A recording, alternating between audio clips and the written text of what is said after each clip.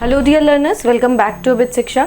Today's daily news capsule is brought to you by अबित शिक्षा. So let us begin. आज की जो important news है वो है first, no forest or animal will be left if human wildlife conflict continue.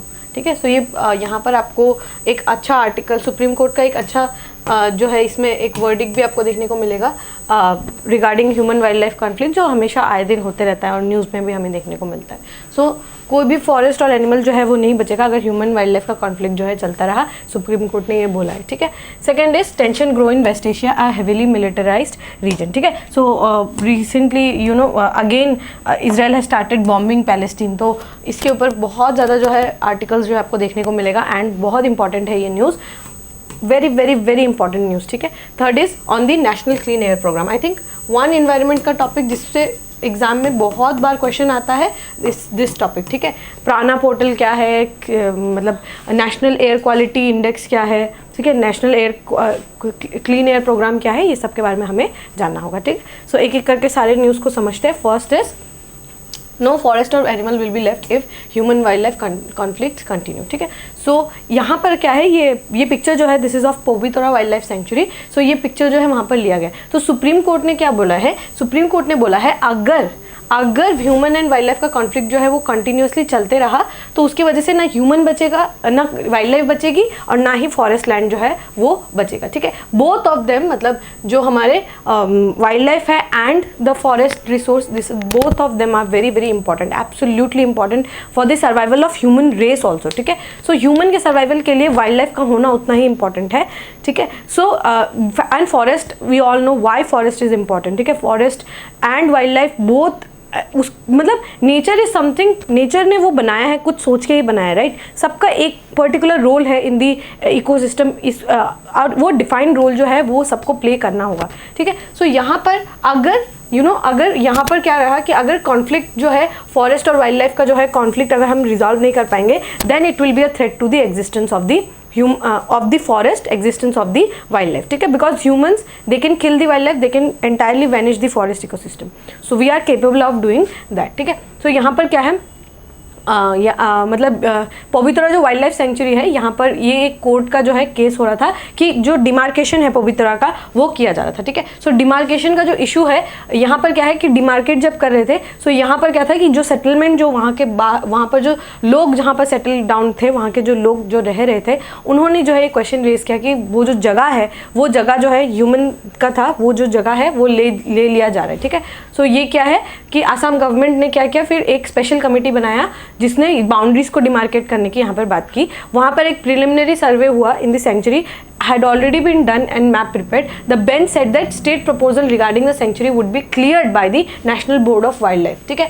National Board of Wildlife के द्वारा जो है ये proposal जो है उसको किया जाएगा and will undergo the scrutiny of the top court. So यहाँ पर क्या है कि अगर हम देखें कि जो वाइल्ड लाइफ सेंचुरी है, अगर हम वाइल्ड लाइफ सेंचुरी का जो है जगह को अगर हम कम कर देते ना, अगर हम डिमार्केशन का जो जगह है, अगर वाइल्ड लाइफ सेंचुरी का जो जगह है उसको अगर हम कम कर देते, दैट मीन्स हम क्या हैबिटेट इंक्रोचमेंट कर रहे हैं. और हैबिटेट अगर हम इंक्रोचमेंट करेंगे there will be high chances कि ह्यूमन एनिमल जो कॉन्फ्लिक्ट है वो बहुत ज़्यादा इंक्रीज हो जाएगा. ठीक है. And that would be not good for human also because people will die. ठीक है. The rhinos are very very strong animals. ठीक है. So they will kill people mercilessly और उसकी वजह से क्या होगा कि एक ह्यूमन एनिमल जो कॉन्फ्लिक्ट है वो बहुत ज़्यादा बना रहेगा. ठीक है.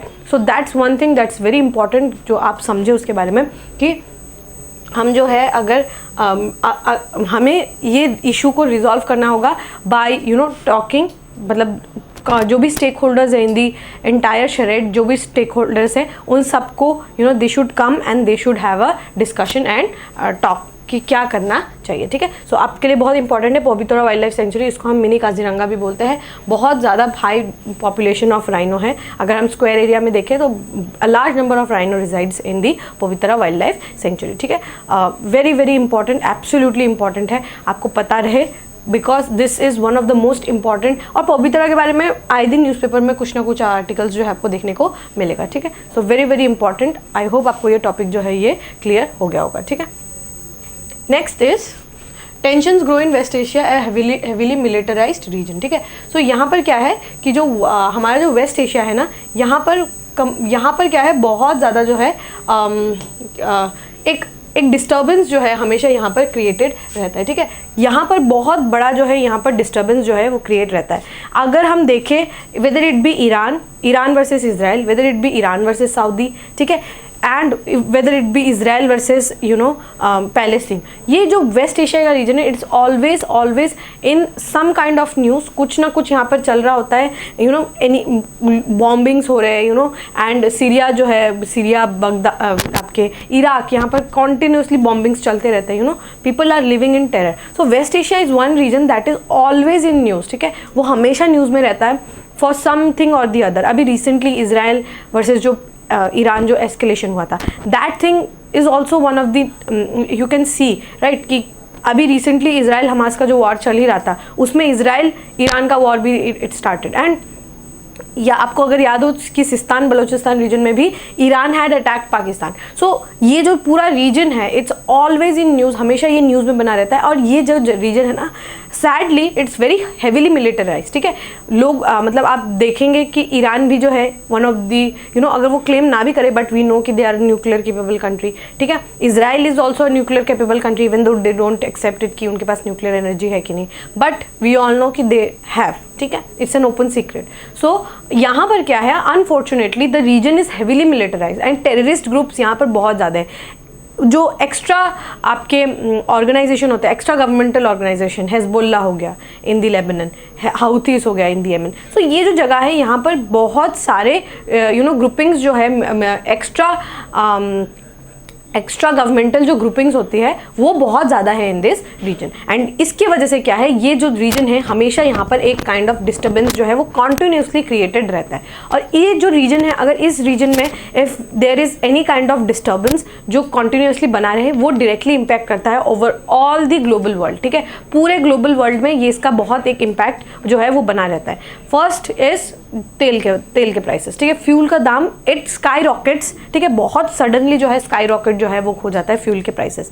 सेकंड इज यहाँ पर जो अगर आप देखेंगे इन पिक्चर ऑल्सो, ठीक है, यहाँ पर क्या है, बहुत बड़े बड़े कैनल्स है, ठीक है। यहाँ पर आपको सुई कैनाल देखने को मिलेगा, यहाँ पर आपको बहुत सारे स्ट्रेट्स जैसे बाबल मंदेब स्ट्रेट हो गया, आपका स्ट्रेट ऑफ हॉर्मुज हो गया, ये बहुत बड़े बड़े स्ट्रेट्स यहाँ पर आपको देखने को मिलेंगे। सुई कैनाल है यहाँ पर, ठीक है। सो ये जो जगह है यहाँ पर कॉन्स्टेंटली क्योंकि अटैक्स अगर होते रहेंगे तो यहाँ का जो मूवमेंट है, ठीक है, यहाँ का जो हम जो शिप जो मूवमेंट जो यहाँ पर कराते हैं वो उसमें बहुत बड़ा जो है इम्पैक्ट यहाँ पर हमें देखने को मिलता है, ठीक है। ये पूरा रीजन जो है क्योंकि हमेशा इन कांस्टेंट स्टेट ऑफ वॉर रहता है, सो इसके वजह से क्या है, ये पूरा रीजन में एक इनस्टेबिलिटी जो है आपको देखने को मिलता है। एंड सिर्फ और सिर्फ जो देश है वो नहीं, बल्कि दूसरे कंट्रीज भी यहाँ पर हेविली इंक्लूडेड रहते हैं, for example US, for example China, ठीक है। तो ये कंट्रीज जो है यहाँ पर कॉन्स्टेंटली एंगेज करती है, ठीक है। एंड कॉन्स्टेंटली एंगेजमेंट की वजह से क्या है, यहाँ पर बहुत सारा जो है अनस्टेबिलिटी है इन दिस रीजन ऑल्सो, ठीक है। सो ये जो रीजन है यहाँ पर सिचुएशन हमेशा ही जो है आपको एस्केलेटेड फॉर्म पे देखने को मिलेगा, यहाँ पर हमेशा सिचुएशन जो है एस्केलेटेड रहता है, ठीक है। इसके और इसकी जो है बहुत सारे जो है इल इम्पैक्ट जो है हमें दूसरे देश में भी देखने को मिलता है, इंडिया में भी उसके इल इम्पैक्ट जो है देखने को मिलता है, because we know that India's diaspora is very big, ठीक है। हर देश में यहाँ पर ऐसा कोई भी देश नहीं है जहाँ पर इंडियन पॉपुलेशन ना हो, UAE, Saudi Arab, Israel for that matter, ठीक है, यहाँ पर भी Indian population is very very high. और यहाँ पर जो है जो लोग जो इस वार स्ट्रिकन कंट्रीज़ में जाते हैं ना, वहाँ पर उनको बहुत दिक्कत होता है बिकॉज उनको वापस घर लाना होता है। And they contribute a lot to the private remittances, ठीक है। जो रेमिटेंसेस जो आ रहा होता है उसमें इन जो ये जो लोग हैं वहाँ पर जो काम कर रहे होते हैं उनका बहुत बड़ा कॉन्ट्रीब्यूशन रहता है। सो वो हमारे लिए बहुत इंपॉर्टेंट रहता है। बट ये क्या है, ये वो लोग हमारे इकोनॉमी में बहुत कंट्रीब्यूट करते हैं। बट यहाँ पर क्या है, वॉर होने से, कांस्टेंट वॉर होने से भी हमें उनको इवैक्यूएट करके लेकर आना होता है। एंड द मेहनत they do for let's say past 10 years से वो वहाँ पे रह रहे हैं इजराइल में, और now the war has begun, उसके वजह से जो उनका मेहनत रहता है वो सबको उनको छोड़ छाड़ के वापस इंडिया आ जाना होता है। सो उसके वजह से उन लोगों को भी बहुत ज़्यादा प्रॉब्लम होती है। यहाँ पर वो भी बात की गई है, इस आर्टिकल में वो भी बात की गई है, ठीक है। एंड यहाँ पर क्या है, यहाँ पर आपको टेंशन एंड एस्केलेशन हमेशा देखने को मिलता है, ठीक है। वो भले वो कंट्री भले ही डायरेक्टली इन्वॉल्व ना हो वॉर में, जैसे लेबनान है डायरेक्टली वॉर में एंगेज नहीं है बट वहाँ पे भी बहुत ज़्यादा इंस्टेबिलिटी है। येमेन है वॉर में एंगेज नहीं है बट फिर भी बहुत ज़्यादा एंगेज है इन दी वॉर, डायरेक्टली नहीं है बट इनडायरेक्टली वही सेम। आपके एक्स्ट्रा जो गवर्नमेंटल जो ऑर्गेनाइजेशन है, जैसे हाउथीस हो गए, हेजबोल्लास हो गए, ये सब बहुत ज़्यादा इंक्लूडेड रहते हैं इन दी पॉलिटिक्स इन दिस रीजन, ठीक है। उसकी वजह से यहाँ पर इंस्टेबिलिटी कॉन्स्टेंटली बनी रहती है, ठीक है। और ये बहुत हेवीली मिलिटराइज्ड रीजन है। China they supply a lot of weapon to the country, and China and US also supplies a lot of weapon in this region, ठीक है। सो उसकी वजह से पूरा जो है जो रीजन है इट्स हैवीली मिलिटराइज। और साथ ही यहाँ पर क्या है, नेचुरल गैस का जो रिच रीजन्स है ना, ओपेक की जो बड़ी बड़ी कंट्रीज है वो सब यहाँ पर है, ठीक है। ओपेक की जितनी बड़ी कंट्रीज है वो सब यहाँ पर ही है, ठीक है। सो उसकी वजह से क्या है कि ये क्या होता है कि जैसे ही कुछ जो है लड़ाई हो रहा होता है या फिर ये कुछ भी एक टेंशन होता है, तो उसकी वजह से फ्यूल का जो है प्राइस बहुत ज़्यादा इंक्रीज होता है। उसकी वजह से जो दूसरी कंट्रीज उसमें डायरेक्ट इम्पैक्ट देखने को मिलता है। Countries like India they suffer a lot, ठीक है, बिकॉज हम क्या करते हैं, तेल मंगवाते हैं, बैरल्स का दाम बढ़ जाता है और उसकी वजह से हाँ यहाँ पर भी दाम बहुत ज़्यादा बढ़ जाता है। सो उसके वजह से हमें बहुत ज़्यादा दिक्कत जो है वो फेस करना पड़ता है। And not just India, any other region for any other country for that matter, global chain में अगर सप्लाई पे अगर शॉक आता है ना, सो वो सिर्फ एक देश को फील नहीं होता बल्कि पूरे देश को फील होता है। रशिया यूक्रेन वार में क्या हुआ, रशिया और यूक्रेन का युद्ध चल रहा था और उसकी वजह से क्या है, जो नेचुरल जो आपका फर्टिलाइजर्स है, क्योंकि वो लोग हैवी अमाउंट में जो है फर्टिलाइजर्स को सेल करते थे, सो फर्टिलाइजर्स का जो है शॉर्टेज हो गया in the market and Indian government को फिर इंटरवीन करना पड़ा और जो है सब्सिडी और ज़्यादा प्रोवाइड करानी पड़ी। सो उसकी वजह से क्या हमारे इकोनॉमी में ही इम्पैक्ट करता है। So that thing creates a lot of tension in the region, ठीक है। सिर्फ उन जो देश जो डायरेक्टली इंगेज्ड है इन दी वॉर, उनको तो होता ही होता है, जो दूसरे कंट्रीज है जो डायरेक्टली इंक्लूडेड भी नहीं है, उनको भी बहुत ज़्यादा यहाँ पर दिक्कत फेस करनी पड़ती है, ठीक है। सो ये जो है region, this region is very very unstable region, but कोशिश कर सकते हैं बातें यहाँ पे कराने की, बिकॉज बहुत आइडियोलॉजिकल डिफरेंसेस है, ठीक है, बहुत आइडियोलॉजिकल डिफरेंस है, जूज वर्सेस मुस्लिम्स, शियाज वर्सेस सुन्नीस। तो यहाँ पर बहुत ज़्यादा जो है आइडियोलॉजिकल जो डिफरेंसेस है आपको वो देखने को मिलेगा, ठीक है। सो आई होप आपको ये जो है टॉपिक यहाँ पर क्लियर हो गया होगा। द रीजन इज़ मतलब यहाँ पर क्या है, टेररिस्ट अटैक होता है, रीजनल बाउंड्रीज भी जो है अनस्टेबल है यहाँ पर। ये देखिए हम अभी जो हम डिस्कस कर रहे थे, फॉरेन पॉलिसीज़ है यहाँ के लोगों की, ठीक है, उसके वजह से क्या है, हार्ड पावर जो है यहाँ पर बहुत ज़्यादा यूज़ होता है, ठीक है। So this is very very important, बहुत इंपॉर्टेंट है ये टॉपिक को समझना आपके लिए, एंड उससे भी ज़्यादा आई थिंक इंपॉर्टेंट है इस रीजन के ज्योग्राफी को समझना, ठीक है। प्लीज़ अच्छे से करके जाइएगा। ये region is extremely in news, बहुत ज़्यादा न्यूज़ में है, बहुत ज़्यादा पिछले साल से बहुत ज़्यादा न्यूज़ में है। सो प्लीज़ ये जो रीजन है इसको अच्छे से करके जाइएगा। सिनाई पेनिनसुला कहाँ है, गोलन हाइट्स कहाँ है, गाज़ा स्ट्रिप कहाँ है, डेड सी कहाँ है, जॉर्डन कहाँ पर है, प्लीज़ ये रीजन्स को अच्छे से करते जाइएगा, ठीक है। आई होप आपको ये टॉपिक जो है क्लियर हो गया होगा। We can move on to the last news. The last news is on the national clean air programme, ठीक है। So national clean air programme जो है ये 2019 में जो है लाया गया था, ठीक है। नेशनल क्लीन एयर प्रोग्राम जो है ये 2019 में ये प्रोग्राम को लाया गया था, ठीक है। 2019 को एक बहुत एम्बिशियस प्रोग्राम लाया गया था ताकि हम जो है अपने जो हमारा एयर क्वालिटी है उसको हम इम्प्रूव करना चाहते थे। सो उसकी वजह से हमने क्या लाया, नेशनल एयर क्वालिटी प्रोग्राम लाया, ठीक है। सो इसमें क्या था, 2017 के जो लेवल्स थे ना उसको रखा गया एज बेस कि 2017 लेवल पे कि ये कुछ जो है आपके लिस्ट ऑफ पॉल्यूटेंट्स है, ठीक है। लिस्ट ऑफ पॉल्यूटेंट्स को हम अभी देखते हैं। सो वो जो लिस्ट ऑफ पॉल्यूटेंट्स है उनका हम 2017 लेवल पे जो था ना उस लेवल पे हम उसको लेकर जाना चाहते थे। तो उसका हमने टारगेट रखा था 2024 तक।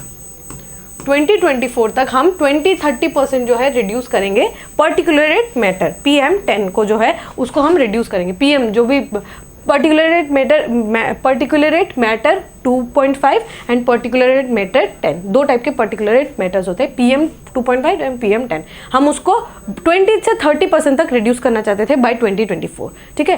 2017 का जो लेवल था उस तक हम अचीव करना चाहते थे, बट हमने अब उसको क्या हुआ, हम उसको अचीव नहीं कर पाए। इसकी वजह से हमने उसको रिवाइज कर दिया और रिविजन के बाद क्या हुआ कि हम अब रिड्यूस करेंगे 40% बाय 2026। ये हमने अभी क्या कर दिया, हमने उसको चेंज कर दिया, ठीक है। हमने क्या किया, उसको रिवाइज कर दिया। सो नाउ यहाँ पर क्या दिक्कत है, यहाँ पर दिक्कत है कि हम जो है अपने जो भी हमारे जो गोल्स है ना हम उसको अटेन नहीं कर पा रहे। Why we are not able to attain, because of the heavy industrial development जो हो रहा है ना उसकी वजह से क्या हो रहा है कि हम उस हमारे गोल्स है हम उसको अचीव नहीं कर पा रहे, ठीक है। Most cities proactively submitted their clean air programme का जो उनका गोल्स है उसको, और लेकिन वो उसमें इनकंसिस्टेंट रहे, ठीक है, इनकंसिस्टेंट रहे। On average only 60% of the allocated funds have been used thus far according to the ministry के अकॉर्डिंग क्या है कि पूरा फंड्स को भी हम यूटिलाइज नहीं कर पाए और इनकंसिस्टेंट भी रहे और बहुत सारे नॉन अटेन्ड जो है सिटीज़ भी आपको देखने को मिलेंगे। इम्प्लीमेंटेशन डिलेज भी बहुत सारा है, उसकी वजह से जो हमारा नेशनल एयर क्वालिटी का जो प्रोग्राम था उसको हम सक्सेसफुली नहीं इम्प्लीमेंट कर पाए और बहुत सारे डिलेज भी हुए, जो कॉम्पिटेंट अथॉरिटीज़ थे उनके द्वारा बहुत सारे डिलेज भी हुए। ठीक है, तो यहाँ पर क्या है कि अगर हम चाहते हैं कि अगर हम चाहते हैं कि जो हमारा नेशनल एयर क्वालिटी का जो प्रोग्राम है उसको अगर हम सक्सेसफुल बनाना चाहते हैं, then what we need is swift implementation होना चाहिए, हमारे पास डेटाज होने चाहिए, ठीक है, मॉडल्स होने चाहिए और Swift implementation on the ground it's the very essential part. ठीक है, फिर उसकी वजह से क्या है कि बहुत सारा जो है ब्यूरोक्रेटिक रेड टेप भी चलता है। ठीक है, जो ब्यूरोक्रेटिक रेड टेप जो होता है दैट मीन्स पेपर का जो मूवमेंट होता है ना, वो एक मिनिस्ट्री से दूसरी मिनिस्ट्री, एक टेबल से दूसरी टेबल, मतलब टेबल पे बहुत मूवमेंट होता है लेकिन ग्राउंड रियलिटी में मूवमेंट नहीं होता। उसकी वजह से बहुत सारे प्रोग्राम्स जो है हमारे डिले हो जाते हैं, बहुत हिंडरेंसेस जो है आपको देखने को मिलेगा। ठीक है, सो उस सबको हमें कमाना होगा ताकि हम जो है बेटर इम्प्लीमेंट कर पाए इन सारे प्रोग्राम्स को। ठीक है, सो वो आई होप आपको ये जो कॉन्टेक्स्ट है, जो न्यूज़पेपर का कॉन्टेक्स्ट जो था वो आपको समझ आ गया होगा, बट हमें समझना है एनकैप है क्या। ठीक है, सो एनकैप क्या है, ये जो है किसके द्वारा रिलीज किया गया, ministry of environment forest and climate change, MOFCC। ठीक है, MOEFCC। ठीक है, ministry of environment forest and climate change कब किया गया, जनवरी 2019 को। ठीक है, तो उसके बाद क्या है कि हम एक नेशनल जो है एक हमने टारगेट बनाया है, हम टाइम बाउंड मैनर पे हम अपना जो एयर क्वालिटी है उसको हम सुधारना चाहते थे। फर्स्ट टाइम हम लोगों ने इस तरीके का एक एम्बिशियस जो है प्रोग्राम को वी हैड टेकन अप। ठीक है, सो उसके बाद क्या है, it seeks to cut the concentration of coarse particulate matter जिनका 10 माइक्रोमीटर है। ठीक है, इसीलिए हम इसको क्या बोलते हैं, PM10 बोलते हैं। ठीक है, एंड उन पार्टिकुलेटेड मैटर को जिनका डायमीटर क्या है 2.5, इसीलिए हमने यहाँ पर 2 PM को रखे, एक PM10 एक PM2.5, ये दोनों जो पॉल्यूटेंट है ना उसको हमने रखा है। ठीक है, मतलब इनको हम कम करना चाहते थे एटलीस्ट बाय 20%। ठीक है, हम उसको क्या करना चाहते थे, कम करना चाहते थे बाय 20%। ठीक है, उसके बाद क्या है, it covers 132 non attainment cities, जैसे कुछ सिटीज़ है, बहुत सारी सिटीज़ को जो है एनकैप के अंदर लाया गया। अब कुछ सिटीज़ है जो अटेन नहीं कर पाए, वो अपने गोल्स को अचीव नहीं कर पाए, उनको हम किसके कैटेगरी में ला देते हैं, नॉन अटेनमेंट सिटीज़। ठीक है, उनको हम किसकी कैटेगरी में लेकर आते हैं, नॉन अटेनमेंट सिटी। और ये सिटीज़ को कौन ढूंढता है, central pollution control board, CPCB। ठीक है, ये CPCB जो बोर्ड है ये देखता है, अच्छा ये सिटी है, एक सिटी है, उस सिटी ने अटेन नहीं किया अपने गोल्स को, तो उसको हम ले आते हैं नॉन अटेनमेंट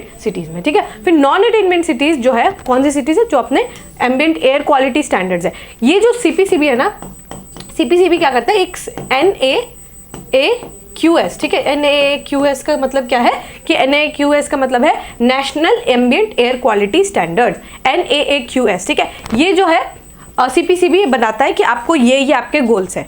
जो सिटीज़ जो नॉन अटेनमेंट सिटीज़ होती है उनको देखती है सेंट्रल पोल्यूशन कंट्रोल बोर्ड की, चेक करती है कि ये क्या जो हमारा जो एयर क्वालिटी जो स्टैंडर्ड था क्या वो मतलब वो स्टैंडर्ड को मीट कर पाए कि नहीं। ठीक है, सो सेंट्रल पोल्यूशन कंट्रोल बोर्ड जो है इन सिटीज़ को एक क्वालिटी का स्टैंडर्ड देती है कि इतना तक आपका पोल्यूशन होना चाहिए।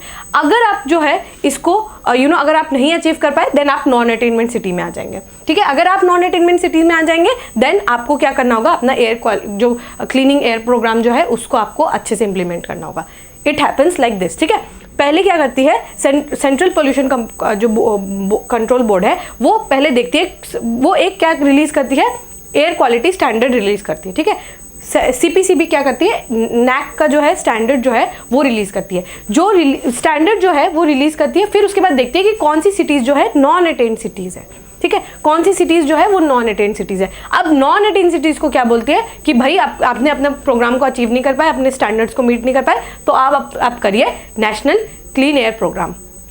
आप नेशनल क्लीन एयर प्रोग्राम में जो भी आपको बताया जाए वो आप करिए। ठीक है, सो ये जो national air quality national ambient air quality जो स्टैंडर्ड है ना, इसमें 10 जो है पॉल्यूटेंट्स आइडेंटिफाई किए गए हैं। कौन से वो 10 पॉल्यूटेंट्स हैं, first pollutant is PM10 diameter जिसका 10 है, PM2.5 जिसका डायमीटर 2.5 है, sulphur dioxide, nitrogen dioxide, carbon monoxide, ammonia, ozone, lead, benzene, benzopyrene, arsenic and nickel. ठीक है। ये जो 10 है, ये 1 2 3 4 5 6 7 8 9 10 11 12 इसमें पॉल्यूटेंट्स है, ये एयर पॉल्यूटेंट्स है।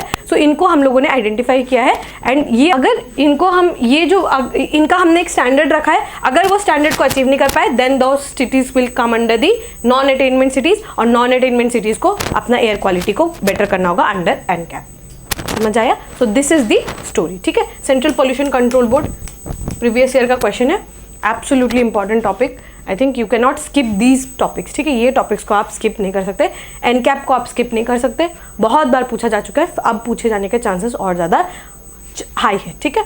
सो आई होप आपको ये टॉपिक जो है ये क्लियर हो गया होगा। With this, we have come to end of today's daily news discussion. If you have liked this discussion, don't forget to give a like and write down in the comment section. We will meet in the next discussion. Till then, take care and thank you.